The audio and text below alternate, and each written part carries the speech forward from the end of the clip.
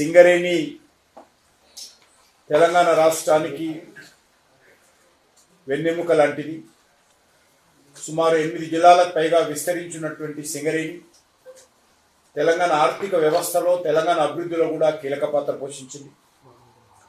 సుమారు 136 సంవత్సరాల చరిత్ర మనకు స్వాతంత్రం ముందు నుంచే ఈ యొక్క సింగరేణి బొగ్గు గని ప్రారంభమైంది.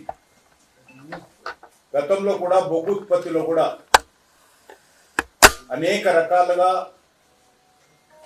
తెలంగాణ రాష్ట్రంలో కానీ, ఉమ్మడి ఆంధ్రప్రదేశ్లో కానీ, భారతదేశంలో కానీ సింగరేణి అనేక రకాలుగా కీలక పాత్ర పోషించిన విషయాన్ని సందర్భంగా మనం చేస్తా ఉన్నాం.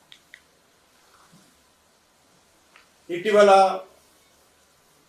తెలంగాణ చివరి దశ ఉద్యమంలో కూడా సింగరేణి కీలక పాత్ర పోషించింది. సింగరేణి కార్మికులు సకల జనుల సమ్మె చేసి ఆనాడు అధికారంలో ఉన్నటువంటి రాష్ట్ర కేంద్ర ప్రభుత్వాల మెడలు వంచడంలో కూడా సింగరేణి కార్మికులు ప్రధాన పాత్ర పోషించారు.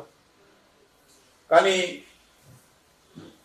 తెలంగాణ వచ్చిన తర్వాత సింగరేణి కొద్దిగా ఇబ్బందులు ఏర్పడతా ఉన్నాయి. అంతవరకు లాభాల బాటలో ఉన్నటువంటి సింగరేణి క్రమంగా అనేక రకాల ఇబ్బందుల్లో, అనేక రకాల సమస్యల్లో ఈరోజు పేరుకపోయింది.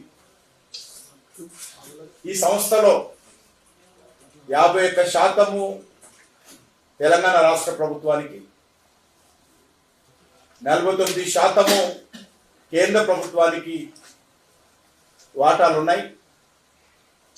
అయినప్పటికీ కూడా 49% ఉన్నప్పటికీ కూడా పూర్తి పెత్తనం గత అనేక సంవత్సరాలుగా, స్వాతంత్రం వచ్చినప్పటి నుంచి కూడా పూర్తి పెత్తనం అంతా కూడా రాష్ట్ర ప్రభుత్వ ఆధ్వర్యంలోనే ఉండేది. కేంద్ర ప్రభుత్వ వాటా మరి ఉన్నప్పటికీ కూడా ఏ రకమైనటువంటి జోక్యం, ఏ రకమైనటువంటి అధికారం కేంద్ర ప్రభుత్వానికి లేదు. అది 7 మంది డైరెక్టర్స్ తెలంగాణ ప్రభుత్వం తరఫున, 3 మాత్రమే కేంద్ర ప్రభుత్వం తరఫున ఉంటారు. ఇంక్లూడింగ్ సిఎండి నియామకం కూడా అన్ని విషయాలలో రాష్ట్ర ప్రభుత్వానికి సంబంధించినటువంటి మరి అధికారాలే ఇన్ని సంవత్సరాలుగా కొనసాగిస్తూ వచ్చారు. బీఆర్ఎస్ హయాంలో తెలంగాణ వచ్చిన తర్వాత కేసీఆర్ ముఖ్యమంత్రిగా ఉన్నప్పుడు సింగరేణి పైన కేసీఆర్ ఫ్యామిలీ పెత్తనం కొనసాగించింది.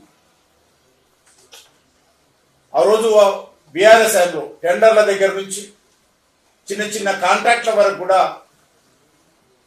ఆ రోజు టిఆర్ఎస్ పార్టీ, కేసీఆర్ కుటుంబం ఆడింది ఆటగా, పాడింది పాటగా కొనసాగించారు. సింగరేణికి సంబంధించినటువంటి అన్ని కార్యక్రమాల్లో కూడా ఆ రోజు పూర్తిగా రాజకీయమైనటువంటి జోక్యంతో మరి సింగరేణిని అనేక రకాలుగా సమస్యలు ఎట్టివేశారు. సింగరేణికి రావాల్సినటువంటి బకాయిలు, రాష్ట్ర ప్రభుత్వం నుంచి రావాల్సినటువంటి బకాయిలు సుమారు 32,000 కోట్ల రూపాయలు మరి బకాయిలు పడ్డ విషయాన్ని కూడా ఈ సందర్భంగా మనం చేస్తున్నాం. ఎన్ని రకాలుగా సింగరేణిని విధ్వంసం చేయవచ్చు గతంలో బీఆర్ఎస్ పార్టీ, ఈరోజు కాంగ్రెస్ పార్టీ సింగరేణిని విధ్వంసం చేస్తా ఉన్నాయి. ఎంతసేపు తమ అవినీతి అక్రమాలకు సింగరేణి ఒక బంగారు బాతుగా వాడుకుంటూ మరి సింగరేణి కార్మికుల రక్తాన్ని, సింగరేణి కార్మికుల చెమటను దోచుకుంటున్న విషయాన్ని కూడా ఈ సందర్భంగా మనం చేస్తా ఉన్నాం. గతంలో ఏ రకంగా బీఆర్ఎస్ పార్టీ అవలంబించిందో ఈరోజు కాంగ్రెస్ పార్టీ కూడా అదే పద్ధతిలో ముందుకెళ్తా ఉంది. సరిగ్గా ఇప్పుడు నైని కోల్ బ్లాక్ విషయంలో కూడా బీఆర్ఎస్ ఏ రకంగా పనిచేస్తుందో ఇది కూడా అదే విధంగా పనిచేస్తాం. మనకందరికి తెలుసు, ఒకసారి బిఐఎఫ్ఐఆర్ కింద అప్పుల ఊబిలో కూరుకుపోయినటువంటి సింగరేణిని ప్రధానమంత్రిగా అటల్ బిహారీ వాజ్పేయి గారు 684 కోట్ల రూపాయల మారిటోరియం విధించి అప్పులపైన సింగరేణిని చేయూతను అందించి ముందుకు నడిపించిన విషయాన్ని ఈ సందర్భంగా మనం చేస్తాం. తద్వారా మళ్ళీ కొంత సింగరేణి లాభాల బాటలో పడ్డది. కానీ 2014లో తెలంగాణ వచ్చిన తర్వాత మళ్ళీ షేరా మామూలు కింద సింగరేణి ఒక రాజకీయ ప్రయోగశాలగా తమ అవినీతి అక్రమాలకు కేంద్రంగా సింగరేణి మారిపోయిందనే విషయాన్ని సందర్భంగా మనం చేస్తున్నాం. నైని కోల్ బ్లాక్ సంబంధించి తెలంగాణ రాష్ట్రంలోని విద్యుత్ సంస్థలకు బొగ్గును అందించాలనే దృక్పథంతో 2015లో నైని కోల్ బ్లాక్ తెలంగాణ ప్రభుత్వానికి కేటాయించడం జరిగింది. కేంద్రం నుంచి అన్ని రకాలుగా సహాయ సహకారాలు నైని కోల్ బ్లాక్ విషయంలో అందించడం జరిగింది. గతంలో కేసీఆర్ ముఖ్యమంత్రిగా ఉన్నప్పుడు ఇదే నైని కోల్ బ్లాక్ విషయంలో టెండర్లోకి వెళ్ళి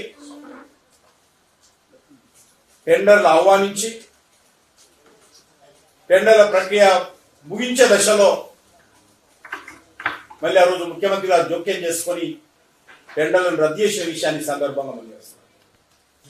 మళ్ళీ ఈరోజు కాంగ్రెస్ పార్టీ కూడా అదే పద్ధతిలో టెండర్లను ఆహ్వానించి మరి ఈరోజు టెండర్లను ఉపసంహరించుకున్న విషయాన్ని ఈ సందర్భంగా మనం చేస్తా ఉన్నాను. నేను కేంద్ర మంత్రిగా బాధ్యతలు తీసుకున్న తర్వాత ఒరిస్సాలో భారతీయ జనతా పార్టీ ప్రభుత్వం ఏర్పడిన తర్వాత నైని కోల్ బ్లాక్ సంబంధించినటువంటి అనుమతులు, చివరి అనుమతులు రావడానికి కూడా స్వయంగా ముఖ్యమంత్రి గారితో మాట్లాడి, కేంద్ర మంత్రి ధర్మేంద్ర ప్రధాన్ గారితో మాట్లాడి సింగరేణికి అనుమతులు వచ్చే విధంగా ప్రయత్నం చేసిన విషయాన్ని మరొకసారి మీకు గుర్తు చేస్తా ఉన్నాను. ఆ రకంగా సుమారు 643 హెక్టార్ల అటవీ భూమిని ఒరిస్సా ప్రభుత్వము మరి సింగరేణికి అప్పగించేందుకు 4th జూలై గత సంవత్సరం 2024లో మరి ఆమోద ముద్ద వేసిన విషయాన్ని ఈ సందర్భంగా మనం చేస్తున్నాం. కానీ దురదృష్టం ఏంటంటే నైని కోల్ బ్లాక్ సంబంధించినటువంటి చివరి అనుమతులు వచ్చిన తర్వాత కూడా కాంగ్రెస్ పార్టీ ప్రభుత్వము అనేక రోజులుగా కోల్ బ్లాక్ సంబంధించినటువంటి పనులు ప్రారంభించాల్సింది పోయి టెండర్ల ప్రక్రియ పారదర్శకతో కొనసాగించాల్సింది పోయి అనేక రకాలుగా కారణాలతో వాయిదా వేస్తూ వచ్చింది. ఇన్ని రోజులు ఆలస్యం చేయాల్సిన అవసరమే లేదు. గత సంవత్సరమే దీనికి సంబంధించినటువంటి టెండర్ల ప్రక్రియ పూర్తి చేయడానికి అన్ని రకాలుగా అనుమతులు ఉన్నాయి. చివరి అనుమతులు ఒరిస్సా ప్రభుత్వం నుంచి నేను స్వయంగా ఇప్పించాను. అనేక రివ్యూ మీటింగ్లో స్వయంగా నేను సింగరేణికి సంబంధించినటువంటి అధికారులతో మాట్లాడాను. కానీ చివరికి ఈరోజు ఈ యొక్క కోల్ బ్లాక్ సంబంధించినటువంటి టెండర్లు వచ్చిన తర్వాత మళ్ళీ ఈరోజు అది రద్దు కావడము, అనేక రకాల అక్రమాలు, అవినీతి జరిగిందనేటువంటి వార్తలు రావడము నిజంగా ఇది సింగరేణి కార్మికుల పట్ల, సింగరేణి పట్ల అన్యాయం చేస్తా ఉన్నారనే విషయాన్ని ఈ సందర్భంగా మనం చేస్తాము.